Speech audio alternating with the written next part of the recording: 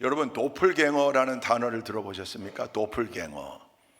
이게 우리 어릴 때는 없었던, 못 들어봤던 용어예요. 근데 이제 최근에 이게 아마 SNS가 발달되면서 새로운 신조어들도 많고, 예전에는 그저 전문적 분야에서만 쓰던 용어들이 이제 일반적으로 보편적으로 쓰여지는, 널리 퍼지는 그런 계기가 만들어진 것 같은데, 이 도플갱어, 이게 독일어인데 원래 도펠이라고 읽어야 되는데 무슨 뜻이죠? 도플갱어. 자기하고 똑같이 생긴 사람이에요. 쌍둥이는 아니고요. 그러니까 아버지가 한 분 아니에요. 한 어머니 뱃속에서 태어난 게 아니에요. 근데 놀랍게 똑같은 사람이 있는 거예요. 그걸 도플갱어라고 그래요. 현대 정신의학에서는 이걸 오토스카피, 즉 자기상환시, 뭐 이렇게 이 정신적 영역에서 일어나는 일로 환시라고도 이야기하는데, 아니 그거 말고 물리적으로 똑같은 사람이 그냥 있는 거예요. 무섭겠죠. 나랑 똑같은 사람이 쌍둥이가 아닌데. 굉장히 신기한 체험일 겁니다. 그죠? 가끔 뉴스에 올라와요. 제 기억에 이 사진은 2015년도인 걸로 알아요. 영국 아일랜드로 가는 비행기를 탔는데 이 남자가 조금 이따 켰어야 되는데 똑같아요. 아일랜드로 가는 비행기를 탔는데 자기 좌석 가봤더니 누가 앉아 있는 거예요. 옆모습이었겠죠. 죄송합니다, 이게 제 자리인데 놀란 거예요.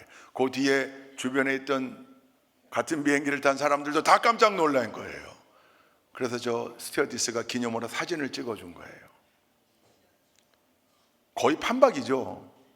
그죠? 똑같은 사람들이 생겨나는 거죠. 그럼 아마 1번 의심, 어떤 의심이 될까요? 우리 아버지가 어머니 쪽은 아닌 것 같은데 똑같은 사람들이요. 여러 사진들이 있어요. 그 다음에도 사진이 있고, 이제 이런 데를 만난 다음에 옷을 같이 입은 거니까 꼭 트윈스, 쌍둥이 같은 거죠. 다음 너무 똑같아요. 다음 이분은 좀 무서워요. 똑같은 사람이 존재하는 거예요. 자기 분신과도 같은. 신기한 경험일 거고, 그죠?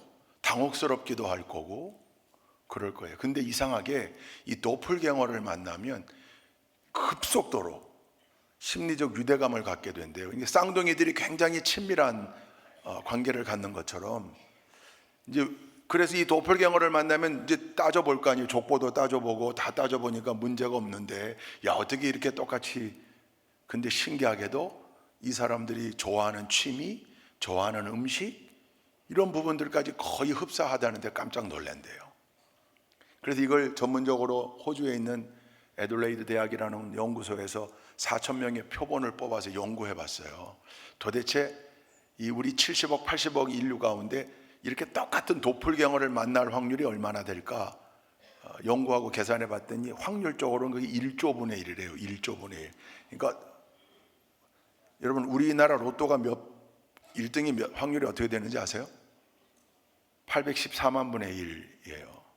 근데 이건 1조 분의 1이래요. 1조 분의 1. 거의 없는 일이죠. 진귀한 체험을 한 거예요. 저 사람들은 평생 인연이 되는 거죠. 신기하면서. 여러분, 우리 믿음의 사람들, 우리에게 주어진 사명, 우리가 하나님 아버지라고 고백하는, 그러면 그분이 한 분이신데 한 아버지 밑에 다 태어난 우리 아닙니까? 적어도 우리는 이걸 인정하잖아요. 동의하시면 아멘. 근데 다 달라요. 그죠? 모습도 다르고 뭐 선호도 다르고 다 달라요. 근데 우리는 아버지가 한 분이에요. 겉모습으로는 도플갱어의 도자도 가까이 가지를 못하지만 속사람으로는 우리가 다 도플갱어가 돼야 되는 거예요. 왜요? 한 아버지 밑에 그 아버지를 닮은, 아버지로부터 물려받은 DNA 유전자가 우리 안에 있는 거거든요. 물론 우리의 자녀들, 한 아버지 밑에 자녀들도 다 다르지만, 근데 또 부인할 수 없는 건 가장 훌륭한 자기 목재가 뭐냐? 자녀를 낳는 거래잖아요. 자녀. 왜냐하면 그 자녀 속에 내가 보이거든요. 그 자녀의 모습 속에 내가 보여요. 내 약점도 보여요. 그래서 싫어요, 때로는. 그건 내가 싫은 점은 어떻게 그것까지 닮았냐. 자녀 속에 아버지 모습이 있는 거 당연하고 어머니 모습이 있는 거 당연하죠. 결혼해가지고 그래서 아이를 낳으면 친가 쪽 식구들이 쭉 오면 다 아빠 꼭 빼닮았다. 어릴 때 아빠 꼭 빼닮았다. 외가 쪽 친척들이 또 오면 어릴 때 엄마 똑같네. 그분들이 거짓말하는 건 아니고 자연스러운 거죠. 그 안에 아버지의 모습이 있고 어머니의 모습이 있는 거죠. 왜? 그 DNA를 물려받았으니까. 근데 우리는 아버지 한 분이세요. 그 하나님께서 우리를 창조하셨어요. 당신의 형상대로 지었다 그랬어요. 그러니까 당신의 형상대로 지었다는 말은 당신을 닮게 지었다는 얘기예요. 근데 그게 겉모습, 우리는 하나님을 본 적이 없으니까 하나님이 우리와 똑같은 모습일까 알 수가 없어요. 적어도 하나님의 성품이 우리 안에 코딩되어 있다는 건 분명해요. 그러면 그 한 분 하나님을 아버지로 고백하는 우리가 다 닮은 점이 있어야 되잖아요. 그게 뭘까요? 여러분, 성경은 그래서 끊임없이 우리에게 그리스도를 본받으라, 그리스도를 닮아야 된다 그렇게. 결국은 그 그리스도가, 예수 그리스도가 삼위일체 하나님이신데 아버지라고 고백하는데 아버지 안 닮았어. 이게 something wrong이죠. 뭐 문제 있어요. 분명히 그 아버지의 그 아들이라고 얘기하는데 하나도 닮질 않았어요. 가끔 그런 친구들이 있지만 살다 보면 나와요. 살다 보면 나와요. 그리고 닮게 돼 있어요. 그 가끔 왜 블로그에 올라오잖아요. 그 젊은 엄마가 자기 남편하고 아들이 같이 자는 모습을 찍어서 올렸는데 똑같은 포즈로 똑같이, 그거 가르친 것도 아닌데 그 안에 그 인자가 들어있는 거죠. 자기도 신기하니까 그거 올리는 거예요. 마찬가지입니다. 우리는 하나님의 성품이 우리 안에 있어야 하고 그게 발현되어져야 하고 그 DNA를 인정하는 사람들입니다. 왜냐하면 하나님을 아버지라고 고백하니까요. 여러분, 기독교 고전 가운데 3대 기독교 고전이 있어요. 첫째는 어거스틴의 고백록, 두 번째는 존 버년의 철로 역정, 그리고 세 번째가 토마스 아켄피스의 그리스도를 본받아입니다. 기독교 3대 고전인데요, 이 가운데도 우열을 가르자면 토마스 아켄피스의 그리스도를 본받아가 가장 많은 독자들을 가지고 있고요, 가장 성경 외에 가장 많은 크리스찬들에게 읽혀진 책으로 항상 올라와요. 1380년에 태어난 사람이에요. 토마스 아켄피스가 젊은 나이에 수도원에 들어갔어요. 수도사 생활을 하는 거예요. 일기를 씁니다. 이게 일기 형식의 책이에요. 이걸 책으로 묶으려고 했던 이유가 있어요. 목적이 뭐냐면 자기 후배들을 위해서 책으로 묶은 거예요. 수도 생활을 하면서 경건 생활을 위해 애썼는데 번번이 넘어지잖아요. 어떻게 하면 좀 더 경건 생활을 힘쓸 수 있을까? 자기와 같은 시행착오를 거치지 말라고 자기 후배 수도사들의 입문서로 만든 엮은 책이에요. 일기 형식의 책이라 읽기 좋아요. 근데 참 아름다운 문장들이 많아요. 이 그리스도를 본받아, 이 책의 내용도 중요하겠지만 이미 책 제목이 우리에게 주는 강렬한 가르침이 있죠. 여러분, 그리스도는 믿음의 대상이라고만 생각하는 분들이 있어요. 예수님은 믿음의 대상이 되십니다. 동의하시면 아멘. 아멘인데 여기서 그치면 안 돼요. 또 하나의 기둥이 있는 거예요. 왜요? 예수님은 하나님이셨고 신성을 갖추신 분이며 동시에 인성을 갖추신 분이에요. 그러니까 예수님은 참 하나님이시면서 참 인간이었어요. 인자입니다. 그랬기에 예수님은 배고파하기도 하셨고 울기도 하셨고 때로는 분노하기도 하셨고, 빌라도의 법정, 가야바의 법정, 헤롯 왕의 뜰, 채찍질 당하고 조롱당하고 십자가 골고다 언덕, 이 고난이 찐 고난이었던 거예요. 사람이었기 때문에. 만약에 신성만 갖추고 있는 예수님이라고 그러면 신성만, 그 주장했던 분들이 있죠. 그 가연설, 뭐 부활을 주장할 때도 그런 주장도 했고 그냥 하나님이셨다, 우리의 모습으로 보여졌을 뿐이다. 아니요, 그러면 비아 돌로로사 골고다 언덕이 그게 고난이 안 되잖아요. 그건 퍼포먼스가 되고 말아요. 예수님은 참 하나님이시면서 참 인간이었어요. 그래서 예수님을 믿음의 대상으로 놓고 우리가 예수님을 따르고 삼위일체 하나님으로 고백함과 동시에 예수님이 걸어가신 그 길을 본받으며 뒤따라가겠다고 스스로 제자라고 하며 예수님을 본받음의 대상으로 놓는 거예요. 그래서 기독교 신앙의 두 가지를 이야기할 때, 두 축을 얘기할 때 창조신앙, 부활신앙 얘기하는 것처럼 늘 기둥이 두 개잖아요. 성전의 야긴과 보아스. 창조신앙, 부활신앙, 예수님을 믿는 것, 예수님을 본받는 것. 피스투스 투 크리스티, 예수님을 믿는 것. 이미타티오 투 크리스티, 예수님을 본받는 것. 여러분, 그 이미타티오가 영어 이미테이션의 어원입니다. 이미테이션, 모방. 우리는 그걸 짝퉁, 그래서 좀 부정적인 어감이 있는 걸로 이미테이션 그러는데, 아니요, 기독교 신앙의 관점에서 이 이미테이션이라는 단어, 토마스 아켄피스의 그리스도를 본받아의 영어책 제목이 The Imitation of the Christ예요. 그리스도를 본받는 것, 모방하는 거가 본받는 거라는 거죠. 자꾸 따라하는 것, 흉내내는 것, 애쓰는 것, 본받기 위해 노력하는 것, 닮으려고 노력하는 것, 그게 이미테이션이에요. 예수님은 본받음의 대상이 된다는 거예요.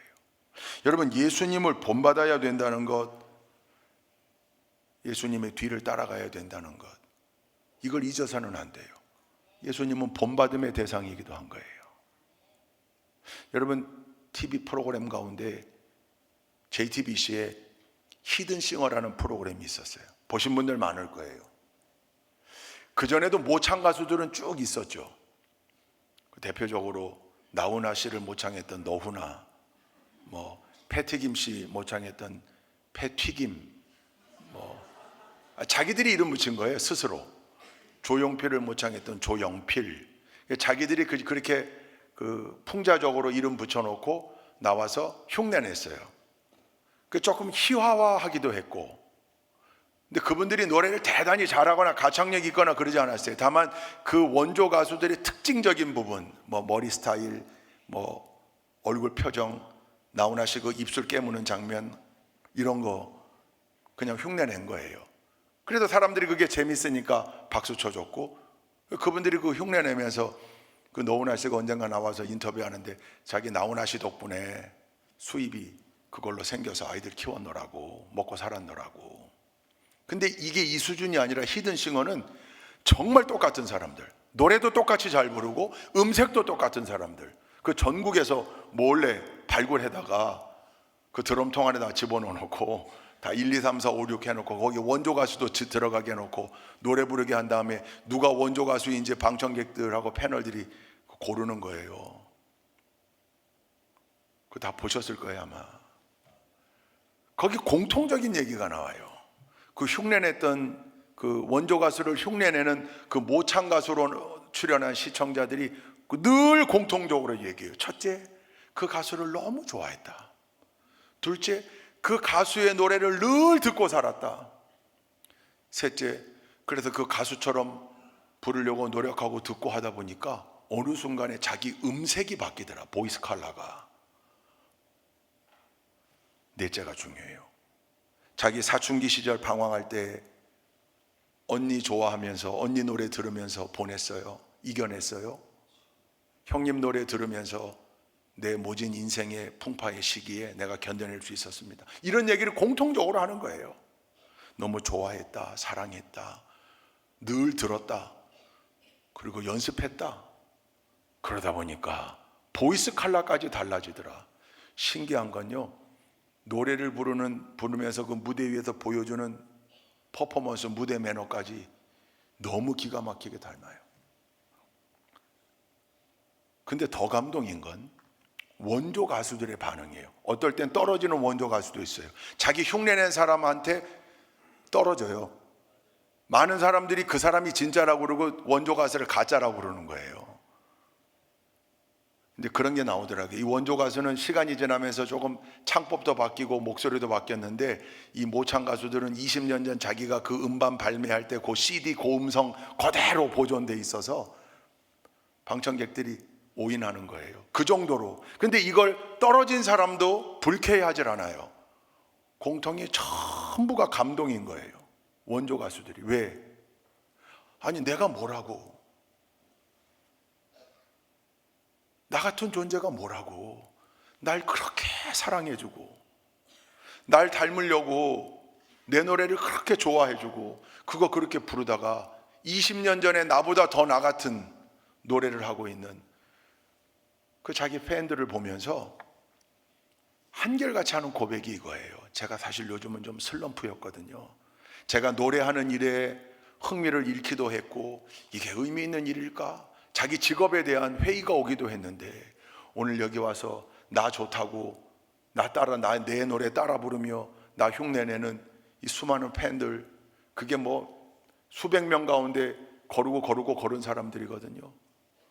그리고 자기들 힘들고 어려울 때, 사춘기 때 내 노래가 위안이 되었다고 그러고 힘이 되었다고 하니 제가 더 힘내겠습니다. 나를 흉내내는 이렇게 많은 사람들이 있는데 나를 좋아해주는, 제가 넘어가면 안 되죠. 바로 서 있겠습니다. 더 열심히 하겠습니다. 다 그러고 가는, 그래서 감동이 있는 프로그램이에요. 우리도 마찬가지예요. 예수님의 제자라고 우리 정체성, 아이덴티티를 고백해요. 하나님의 자녀들이라고 우리의 정체를 밝혀요. 근데 하나님의 DNA가 보이질 않아.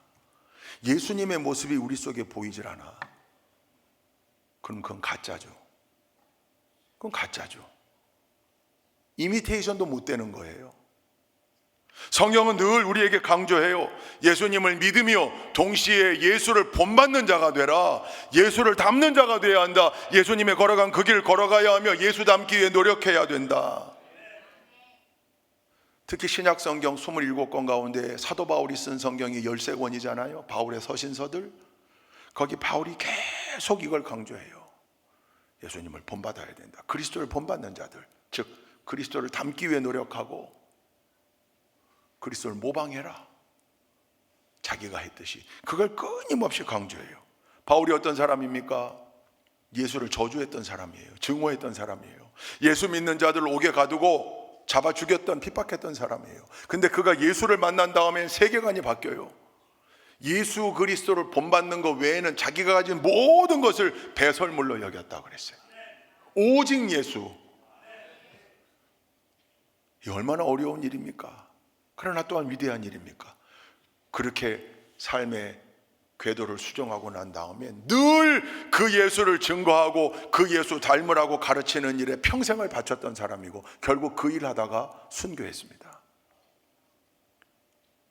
바울의 서신서에는 그래서 이 표현이 거의 등장해요. 가장 강렬한 표현, 고린도전서 11장 1절입니다. 함께 읽습니다. 시작. 내가 그리스도를 본받는 사람인 것과 같이 여러분은 나를 본받는 사람이 되십시오.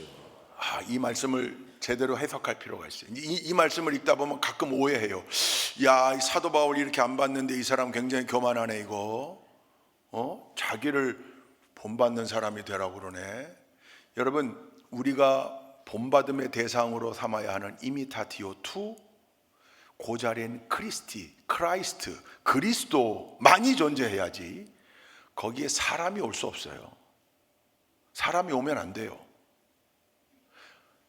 여러분, 누군가를 본받는다, 누군가가 내 멘토가 된다, 저 사람은 내 롤 모델이다, 행복한 일이에요. 좋은 일이에요. 그리고 본받기 위해 닮기 위해 노력해야 돼요. 그러나 궁극적 자리에는 사람이 와서는 안 돼요. 오직 누구만이? 예수 그리스도만이. 이게 우리네 신앙인들의 고백이요 스탠스여야 합니다. 여러분, 속장님이 훌륭해요. 야, 속장님 어떻게 저렇게 열심히 신앙생활하고 저렇게 귀하게 사명을 감당할까? 존경해야죠. 사랑해야죠. 본받기 위해 노력해야죠. 그런데 궁극적 대상으로는 삼을 수 없어요. 무슨 말인지 이해가 되시죠? 사도 바울이라 할지라도 궁극적 대상이 될 수 없어요. 근데 이 사람이 지금 자기를 본받는 자가 되라고 그랬단 말이에요. 바울 서신 여러 곳에 이 표현이 나와요. 왜 그랬을까? 금방 이해할 수 있어요. 11장 1절 열어봐 주세요. 내가 그리스도를 본받는 사람인 것과 같이 여러분은 나를 본받아라. 나의 뭐를? 그리스도를 본받기 위해 노력하는 나를 본받아라. 결국 누구를 본받으라는 얘기예요? 그리스도를 본받으라는 얘기예요. 예수님을 본받으라는 얘기예요. 그러니까 사도 바울은 뭘 자신 있게 지금 얘기하고 있는 거냐면, 내가 당신들의 모델입니다, 이걸 얘기하는 게 아니라 내 삶을 봤지. 고린도 교회 너희들 알잖아. 나랑 같이 살아봐서. 데살로니가 교회 성도들 나 알잖아요. 빌립보 교회 교인들 나 알잖아. 내가 오직 예수로 살았던 거 알잖아. 내가 오직 예수로 내 삶을 바쳤던 거 알잖아. 여러분들도 그렇게 해야 돼요. 이걸 얘기하고 있는 거예요. 자신감은 맞죠. 그러나 교만함은 아니에요. 예수를 본받아야 한다고 강조하고 있는 거예요. 바울 서신 여러 곳에 이거 나와요. 한번 몇 군데 읽어볼까요? 에베소서 5장 1절입니다. 시작. 그러므로 여러분은 사랑을 받는 자녀답게 하나님을 본받는 사람이 되십시오. 아멘. 빌립보서 3장 10절 시작. 내가 바라는 것은 그리스도를 알고 그분의 부활의 능력을 깨닫고 그분의 고난에 동참하여 그분의 죽으심을 본받는 것입니다. 예수 그리스도의 전생에 메시아 사역을 보여줬던 그 모든 것 본받아야 된다 그 말이죠. 17절도 읽어봅시다. 시작. 형제 자매 여러분 다 함께 나를 본받으십시오. 여러분이 우리를 본보기로 삼은 것과 같이 우리를 본받아서 사는 사람들을 눈여겨 보십시오. 그 여러분 그 대상되는 우리가 결국은 늘 예수 그리스도를 본받는, 고린도전서 11장 1절의 말씀의 구조와 뜻으로 모든 걸 이해하면 돼요. 아, 결국 사도 바울은 손가락으로 한 분만 가르치고 있구나. 누구? 오직 예수입니다. 예수 그리스도. 데살로니가 전서도 한번 읽어봅시다. 1장 6절 시작. 여러분은 많은 환난을 당하면서도 성령께서 주시는 기쁨으로 말씀을 받아들여서 우리와 주님을 본받는 사람이 되었습니다. 결국 사도 바울의 궁극적 대상은 예수 그리스도였습니다. 그리스도를 본받는 삶. 토마스 아켄피스가 그리스도를 본받아라는 책 제목, 자기의 수도 생활의 일기를 묶어서 제목을 그렇게 붙인 이유, 예수님은 믿음의 대상이시면서 동시에 본받음의 대상이니 예수님의 삶을 우리 삶 속에서 구체적으로 구현해내야 된다는 거죠. 결국 본받음은 예수 그리스도 대상, 궁극적 대상 한 분이에요. 여러분 그 말편자 이야기 아시죠? 대장장이가 자기 제자를 하나 길러냈습니다. 어느 정도 수준이 올라오니까 자기 집에 주문이 들어왔던 말편자, 말 발굽에 붙이는 그 편자 100개를 만들어야 돼요. 대장장이가 스승이 샘플로 하나를 멋있게 만들었습니다. 출타하면서 그에게 줍니다. 100개를 만들어라. 똑같이 만들어라. 그저 똑같이 흉내내게만 하면 된다. 카피해라. 좋습니다. 다녀왔습니다. 제자가 열심히 100개를 만들어 놨습니다. 그 가운데 쓸만한 건 딱 하나밖에 없었다고 합니다. 뭐? 최초로 자기가 만들어준 샘플대로 처음으로 만든 두 번째 거. 그거 외에는 왜요? 늘 그 샘플 갖다 놓고 만들고 해야 되는데 그 샘플로 2번 만들고 2번 넣고 3번 만들고 3번 넣고 4번 만들고 4번 넣고 5번 만들고 했더니 나중에 가보니까 편차가 얼마나 큰지, 그게 뭘 말하는지 아실 겁니다. 아무리 훌륭한 인간이라 할지라도 사람은 궁극적 대상이 될 수 없어요. 부족하거든요. 연약하거든요. 그러나 완전하신 참 하나님이요 참 인간이셨던 예수 그리스도, 그분은 우리의 궁극적 대상이 될 수 있는 거죠. 믿음의 대상, 본받음의 대상. 할렐루야. 그러니 우리 믿음의 삶은 평생, 성화의 과정은 그리스도인의 완전을 향하여 나아가는 그 과정이 바로 예수를 닮아가는 과정, 예수를 흉내내는 과정, 예수를 본받아 모방하는 과정이 돼야 되는 겁니다. 예수 닮기 원합니다.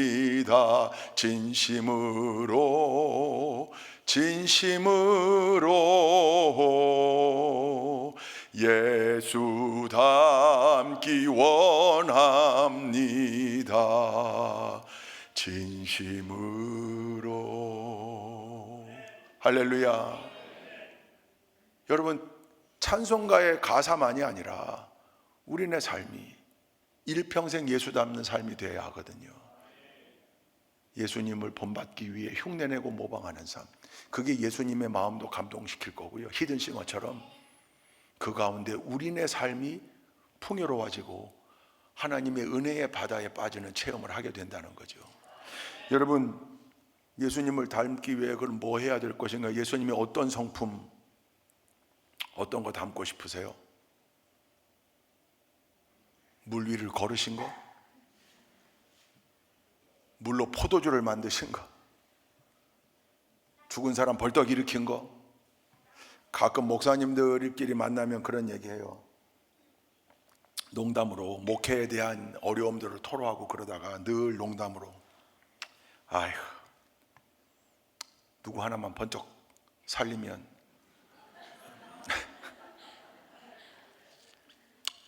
죽은 사람 누구 하나만 번쩍 살리면 그냥 게임 끝날 텐데. 그런 유혹이 있는 거죠. 유혹. 그리스도가 되겠다는 유혹. 여러분, 우리는 아무리 노력해도 그리스도인이지 그리스도가 될 수는 없어요. 그러니까 뭘 담는다고 그럴 때 꼭 그런 능력, 구별됨, 그 구별됨의 근원이 겸손한 상태에서 구별됨이 아니고, 거룩함의 구별됨이 아니라 자기 과시, 자기 능력, 사람들을 굴림하고 사람들을 조종하고픈 그 파워를 갖는 것, 늘 그런 거에 넘어지는 거죠. 그게 사탄의 속삭임이에요. 여러분, 마귀가 왜 마귀가 된 거예요? 원래는 천사였다니까요. 근데 왜 마귀가 된 거예요? 하나님같이 되고자 하다가 마귀가 된 거예요. 그러니까 원수 사탄 마귀의 근본은 교만이에요. 하나님처럼 되고 싶은 교만. 그리스도인이 그리스도를 닮아간다고 그럴 때 그렇게 세상을 구원할 메시아가 되겠다고 하는 기적을 일으키고 버리떡 5개와 물고기 2마리로 5,000명을 먹이고도 12광줄이나 남는 이런 놀라운 기적을 행하고자 하는 건, 그건 마귀의 유혹이고요. 예수님을 본받는다고 했을 땐 그 외에 여러 가지가 있겠죠. 근데 여러분, 저는 오늘 딱 한 가지만, 2가지 얘기하면 잊어버리실까 봐 딱 한 가지만, 너무 많은데 그 가운데 근본이 되는 겁니다. 뭘까요? 예수님의 존재 자체가 이걸 우리에게 가르치고 있습니다. 그게 바로 겸손입니다. 겸손. 겸손. 여러분, 그리스도인은 겸손의 냄새를 풍겨야 되고요. 원수 사탄 마귀는 뭐가 본성이라고요? 교만이라고요. 그러니까 교만한 사람은 마귀 냄새가 나게 돼 있고요. 겸손한 사람은 그리스도의 냄새가 나게 돼 있어요. 왜냐면 본질이 그래서 그래요. 왜 예수님 존재 자체가 겸손입니까? 본질상 예수님은 뭐였다고요? 창조주 하나님이세요. 근데 그분이 우리와 똑같은 모습으로, 타락한 인간의 모습으로 이 땅에 그대로 내려오신 거예요. 어디로? 마구간으로. 겸손의 왕으로 오신 겁니다. 그러니까 예수님은 뭘 가르치지 않으셨다 할지라도 예수님의 존재 자체, 즉 말씀이 육신이 되어 우리 가운데 오신 성육신 사건, 그 존재 자체가, 사건 자체가 겸손을 말하는 거예요. 높은 보좌를 버리시고 우리와 똑같은 모습으로 이 땅에 오신 예수님. 그리고 그 예수님이 우리와 함께 공생의 기간을 3년 살면서 우리에게 보여주신 것도 겸손이에요. 마구간에 오신 그 예수님이 나귀 새끼 타고 예루살렘에 마지막에 입성하세요. 만왕의 왕임을 이제 선포하고 드러내야 하는 사건인데, 그때 황금마차 타거나 백마 타고 오시지 않고 나귀 새끼 타고 오셨어요. 한 번도 짐을 실어본 적이 없는 나귀, 그러니까 미숙한 나귀예요. 여러분, 그렇다고 나귀가 힘이 없진 않아요. 나귀가 의외로 힘이 강해요. 그러나 새끼잖아요. 거기 예수님이 타셨어요. 여러분, 종려주일에 예수님의 입성 장면을 그린 그림들이 여러 가지 있거든요. 거기 보면 예수님이 꼿꼿이 나귀 위에 앉아 계세요. 2발을 한 방향으로 놓고, 자전거 타듯이 이렇게 양쪽으로 벌려서 나귀를 탔으면 아마 폼도 안 나고 그림도 안 됐을 거고, 나귀보다 다리가 더 길어서 다리가 끌렸을 거예요 아마. 근데 어떻게 오셨는지 그냥 상상하는 거예요. 그 기록이 안 남아 있으니까 분명히 그렇게 오셨을 거다. 근데 힘드셨을 거예요. 왜요? 나귀가 뒤뚱뒤뚱, 새끼라 숙달되지 못한 나귀가요 뒤뚱뒤뚱, 중심 잡으시느라고 대단히. 근데 그 모습을 우리에게 보여주셨어요. 스가랴서 9장에 나와 있는 성경, 구약 성경의 예언이 그대로 성취된 건데, 그럼 왜 그렇게 계획하셨을까? 아니, 하나님 자신이셨는데. 뭐예요? 거기 키워드가 겸손이에요. 만왕의 왕이 군림하는 왕이 아니다. 세상 권력 가지고 사람들을 좌지우지하는 왕이 아니다. 우리를 구원하실 왕이요, 우리를 섬기는 왕이다. 결국 그 예수님이 무릎을 꿇고 제자들의 발을 씻기십니다. 당시만 해도 스승이 제자들 앞에 무릎을 꿇는 일은 불가능한 일입니다. 그러나 예수님은 무릎을 꿇고 제자들의 발을 씻기셨습니다. 그리고 결국 비아돌로로사 십자가의 길을 순종하며 걸어가셔서 골고다 갈보리 언덕 위에 대속의 현장, 십자가 고난을 다 감내해내셨습니다. 이 모든 일이 예수 그리스도께서 존재론적으로 가지고 있는 본질적 겸손을 말하고 있어요. 사도 바울은 이걸 너무나 잘 깨달았고, 사도 바울이 예수님을 향한 기독론, 그 신앙을 명확하게 기록한 성경이 있습니다. 그게 빌립보서 2장에 나옵니다. 한번 읽어보시죠. 5절부터 8절까지만 읽겠습니다. 시작. 여러분 안에 이 마음을 품으십시오. 그것은 곧 그리스도 예수의 마음이기도 합니다. 그는 하나님의 모습을 지니셨으나 하나님과 동등함을 당연하게 생각하지 않으시고 오히려 자기를 비워서 종의 모습을 취하시고 사람과 같이 되셨습니다. 그는 사람의 모양으로 나타나셔서 자기를 낮추시고 죽기까지 순종하셨으니 곧 십자가에서 죽기까지 하셨습니다. 아멘. 예수 그리스도에 대한 명확한 고백이 여기 있습니다. 사도 바울은 이 신앙 고백 위에 예수님을 본받기 위해 일평생 노력했고, 사도 바울 또한 예수님이 보여주신 핵심 가르침, 그 전제가 가르치고 있는 겸손을 실천하기 위해 늘 노력했고, 그래서 자신 있게 자기가 개척한 교회, 자기가 복음 전하여 성도로 만든 동역자들에게 예수를 본받아야 한다. 예수 본받기 위해 발버둥 치는 나처럼 해라. 나처럼 해라. 예수 본받아야 한다. 할렐루야. 여러분, 이 겸손이라는 두 글자를 그래서 오늘 여러분 가슴에 새기고 머리에 새기시기 바랍니다. 겸손해야 그리스도인의 제자가 되고 하나님의 자녀가 온전히 될 수 있다. 하나님의 자녀라고 고백하고 예수님의 제자라고 고백하면서도 그 안에 겸손의 모습이 없다면 그는 결코 하나님의 자녀, 예수님의 제자일 수 없다. 이게 오늘 말씀의 핵심입니다. 말로는 누가 못하겠습니까? 우리의 정체성, 아이덴티티를 말로는 누가 표현 못하겠습니까? 그러나 삶으로 표현해야 한다, 그 말입니다. 우리가 그렇게 겸손하기 위해 노력할 때 성경에 보면 겸손할 때 하나님의 은혜의 공간이 넓어진다 그랬습니다. 겸손한 사람에게 하나님의 은혜가 놀랍게 임한다고요. 우리는 늘 하나님의 은혜를 갈망하며 살잖아요. 자격은 안 되지만 그러나 은혜로 하나님이 인도하셨습니다. 자격은 안 되지만 은혜로 하나님이 부어주셨습니다. 그래서 지금 현재 내 삶의 위치, 현재 내 삶의 소유, 모든 게 다 하나님의 은혜라고 말하고 그 하나님의 은혜를 더욱 갈망하잖아요. 하나님 은혜를 허락하옵소서, 은혜를 허락하옵소서, 은혜를 허락하옵소서. 근데 성경은 겸손하면 그 은혜가 임한다, 그거예요. 베드로전서에 나와요. 5장 5절부터 6절 함께 읽습니다. 시작. 젊은이 여러분, 이와 같이 여러분도 나이가 많은 이들에게 복종하십시오. 모두가 서로 겸손의 옷을 입으십시오. 하나님께서는 교만한 자를 물리치시고 겸손한 사람에게 은혜를 베푸십니다. 그러므로 여러분은 하나님의 능력의 손 아래로 자기를 낮추십시오. 때가 되면 하나님께서 여러분을 높이실 것입니다. 아멘. 겸손한 자에게 하나님이 은혜를 베푸신다. 교만한 자는 물리치신다. 잠언에 보십시오. 계속 반복되잖아요. 교만은 패망의 선봉이고 겸손은 존귀의 앞잡이라. 겸손하게 되면 역설적으로 높아지고 존귀케 되고 귀히 여김을 받고, 교만하게 되면 늘 넘어질 수밖에 없다. 계속해서 강조하는 거예요. 그게 하나님의 법칙이에요. 겸손한 자에게는 하나님이 은혜를 베푸시고 교만한 자는 하나님이 물리치신다. 여러분, 어디에 거해야 되겠습니까? 한 20년 됐는데 그때 당시 한참 그 무슨 몇 가지 시리즈가 책으로 많이 나올 때예요. 유행이 뭐 죽기 전에 해야 할 몇 가지, 뭐 20대에 하지 않으면 후회할 몇 가지, 뭐 이런 책이 많이 나올 때예요. 그때 일본의 오츠 슈이치라고 하는 전문의, 호스피스 전문의였습니다. 말기암 환자들을 주로 돌봤던 이 오츠 슈이치가 책을 하나 냈는데 그 책의 제목이 죽을 때 후회하는 25가지. 부제가 있어요. 1000명의 죽음을 지켜본 호스피스 전문의가 말하는. 그러니까 마지막 삶의 마지막을 이 전문의가 같이 하는 거죠. 이제 병으로 돌아가실 때 그 옆을 지키니까. 근데 그 수많은 사람들의 마지막 시기를 함께한 결과 후회하는 25가지가 있더라. 언제 한번 여러분 읽어보세요. 참 교훈이 될 만한 책이에요.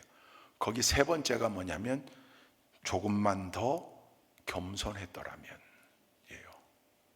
여러분 그 오츠 슈이츠가 만났던 1000명의 환자들 가운데 크리스찬이 몇 명이나 될까요? 일본의 기독교인 비율이 3%가 안 돼요. 그러니까 3%라고 해도 30명밖에 안 돼요. 그러니까 이 말은 신앙 위에서 했던 말이라고 생각 안 하고 읽으면 돼요. 이 말은 무슨 뜻이냐면 예수를 알지 못하고 하나님을 인정하지 못했던 사람들도 자기 삶을 후회하고 성찰하고 반추할 때 내가 조금만 더 겸손했더라면 그렇게 얘기하더라. 그건 왜 그럴까요? 예수를 알지 못한다 할지라도 다 그 속에 하나님 아버지의 DNA가 들어가 있는 거예요. 하나님의 성품은 겸손이고 사탄의 성품은 교만이에요. 우리는 죄성을 가지고 태어나요. 그래서 가만히 내버려두면 교만하게 돼 있어요. 그냥 가만히 내버려두면 자행자제하며 살게 내버려두면 자연스럽게 교만하게 돼 있어요. 그래서 우리는 늘 노력해야 돼요. 뭐를? 예수 닮기 위해 노력해야 돼요. 그리스도를 닮는 삶을 살아야 한다. 그리스도를 흉내내야 한다. 그리스도를 모방해야 된다. 그럴 때 우리는 겸손한 삶의 모습을 보일 수 있습니다. 이게 오늘 우리에게 주어진 과제예요. 오늘 말씀이 여러분에게 던져주는 명령이에요. 겸손이라는 두 글자를 새기고 살아야 온전히 하나님의 자녀요, 온전히 예수님의 제자일 수 있다. 겸손이라는 두 글자를 새깁시다. 세 가지 겸손의 모습을 기억합시다. 첫째, 하나님 앞에서 겸손해야 돼요. 하나님 앞에서 겸손한 사람이 할 수 있는 게 나와요. 그 기도예요. 하나님 앞에서 겸손한 사람들이 하는 게 기도예요. 하나님 앞에서도 교만하면요, 기도하지 않아요. 기도하지 않는 이유, 게을러서? 아니요, 그거보다 더 큰 이유가 있어요. 교만해서 그래요. 여러분 생각해 보십시오. 내가 지금 요즘 기도를 잘 못한다고 교만해서 그래요. 죄성인 교만이 지금 올라와 있어요. 이걸 누르고 하나님 앞에서 겸손하려고 노력하면 늘 엎드리게 돼 있어요. 하나님의 자녀된 우리로서 아버지의 능력을 구하는 거잖아요. 하나님 아버지, 내가 아버지 아들인데 딸인데 내가 지금 이거 부족한데 내 힘으로는 안 돼요. 아버지 도와주세요. 나 주의 도움 받고자 주 예수님께 빕니다. 이게 기도예요. 나 주의 도움 받고자, 아버지의 도움 받고자. 그러니 교만한 사람은 기도할 이유가 없죠. 자기 힘으로 되는데 뭐. 근데 겸손하면 현재 내가 살아가고 있는 것, 호흡하는 것, 내 일상뿐만 아니라 현재 내가 당면한 문제, 그 모든 게 다 하나님 손에 달려 있음을 인정하게 되고, 그러면 엎드려 기도하게 돼요. 하나님 앞에 겸손하여 늘 기도자의 모습으로 서는 우리 모두가 되기를 주님의 이름으로 축원드립니다. 두 번째, 사람 앞에 겸손하면요, 사람을 얻을 수 있어요. 그 말은 사람들의 사랑과 존경을 받을 수 있어요. 잠언이 얘기하는 게 그거예요. 겸손할 때 존귀케 된다. 베드로전서 5장도요. 하나님이 겸손한 자를 때가 되매 높이신다. 하나님 앞에 겸손할 때뿐만 아니라 사람들에게도 그 겸손의 모습이 보이는 거죠. 겸손한 사람은요, 늘 향기가 나요. 예수님이 제자들의 발을 씻겼더니 제자들이 예수님을 위해 목숨을 내놓았어요. 겸손한 자에게는요, 늘 사람들이 붙게 돼 있어요. 만나기를 좋아해요. 교만한 사람은요, 주변의 사람들을 떠나가게 해요. 자기 고집 내려놓지 않고 자기 잘난 맛에 살고, 때로는 그 교만이 극에 달해서 사람들을 정죄하고 단죄하고 패를 가르고 니 편 내 편 이간질 시키고, 그게 세상 사람들 살아가는 방식이잖아요. 우리는요, 늘 겸손하려고 노력하다 보면 늘 모이게 되고 함께하게 되고, 할렐루야, 거기 향기가 나는 거예요. 여러분, 저 전북 김제에 가면 금산교회라고 있습니다. 전북 김제군 금산리, 거기 금산교회가 있습니다. 1905년도에 세워진 테이트 선교사가 가서 세운 장로교회예요. 거기 유명한 이야기가 있죠. 그 금산교가 유명한 건 지금도 옛날 예배당이 한옥으로 보존되어 있는데 기역자 예배당이에요.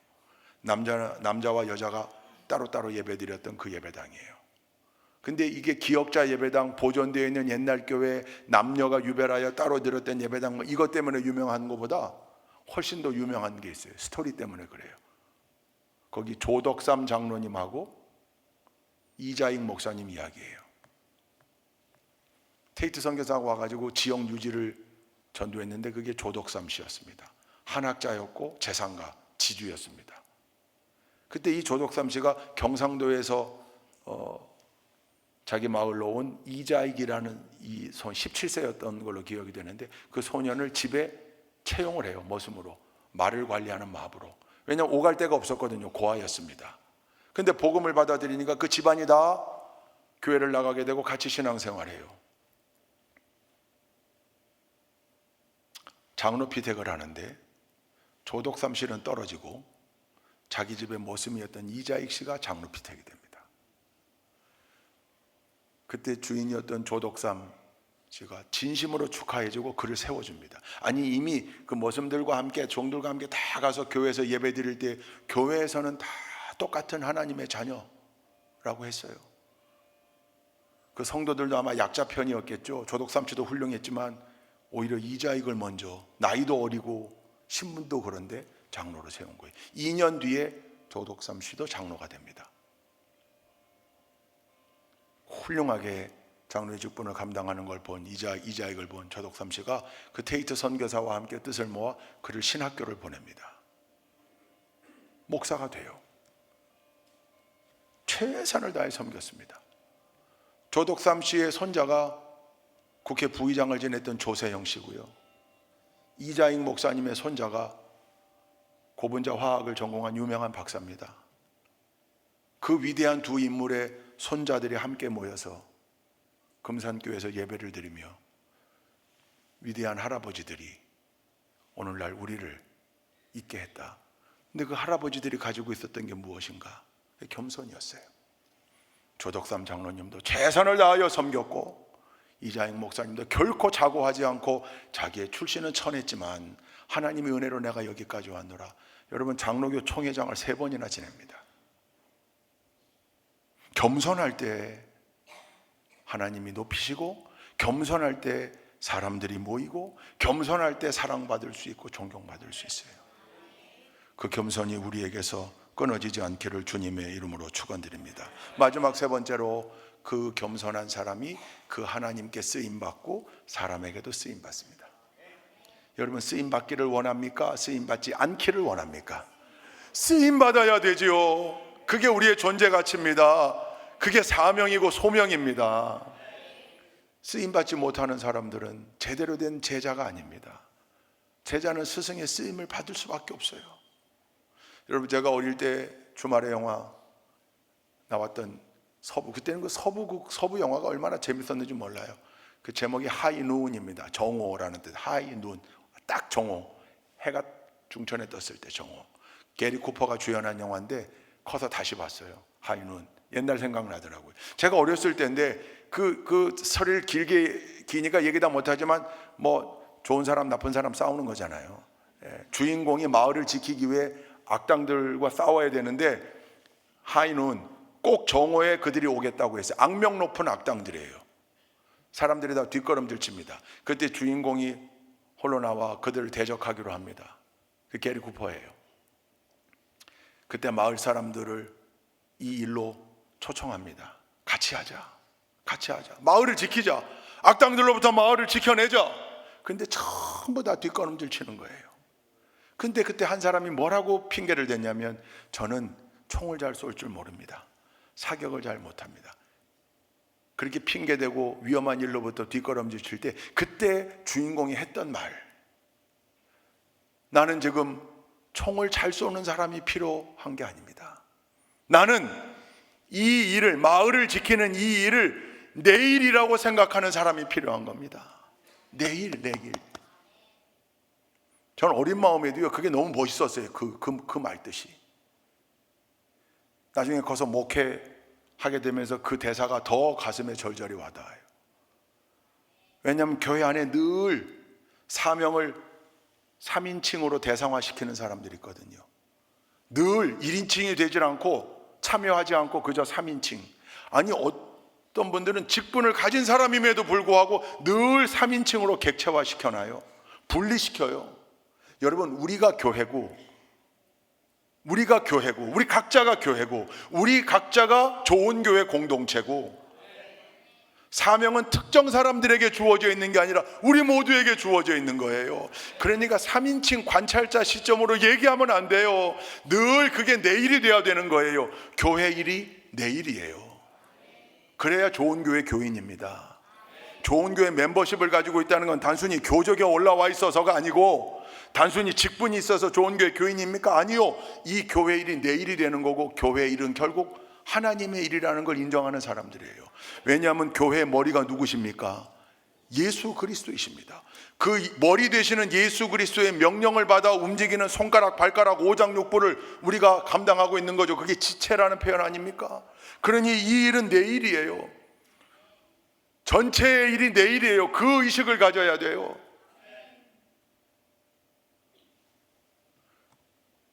그 소명의식이 사라지면 결코 쓰임받을 수 없습니다. 그러면 거기에 하나님의 은혜가 임할 수 없고, 하나님의 은혜가 머물지 못하는 곳에 아름다운 열매가 거두어지거나 능력이 나타나질 않습니다. 하나님의 은혜 아래에 있어야 위대한 역사가 일어나고 거기 열매가 거두어지고 나눌 수 있는 거거든요. 속회의 일도 내일이고, 선교회 일도 내일이고, 부서의 일도 내일이고, 교회 일도 내일이에요. 전부 그게 우리 내일이라는 거예요. 겸손하게 이 소명의식을 인정할 때 그때 쓰임받습니다. 쓰임받을 때 놀라운 영광이 주어지는 거죠. 그래서 여러분, 믿음의 사람들에게 겸손이라는 덕목은 그저 존재 자체여야 합니다. 예수님 그러하셨듯이 그리스도인에게서 겸손이라는 두 글자를 빼놓고는 절대로 온전한 제자가 될 수 없으니, 저와 여러분 모두가 그냥 가만히 내버려두면 죄악된 본성의 교만이 자꾸 올라오니까 겸손이라는 망치로 자꾸 교만을 두드려 내리고 더 낮아지고 더 섬기려고 노력하고, 예수님 흉내내가며 겸손을 실천할 때 하나님께서 우리 좋은 교회 공동체를 위대한 공동체, 사명의 공동체로 사용해 주실 줄로 믿습니다. 그 일에 모두가 쓰임받는 우리 좋은 교회 모든 동역자리 되실 수 있기를 주님의 이름으로 축원드립니다.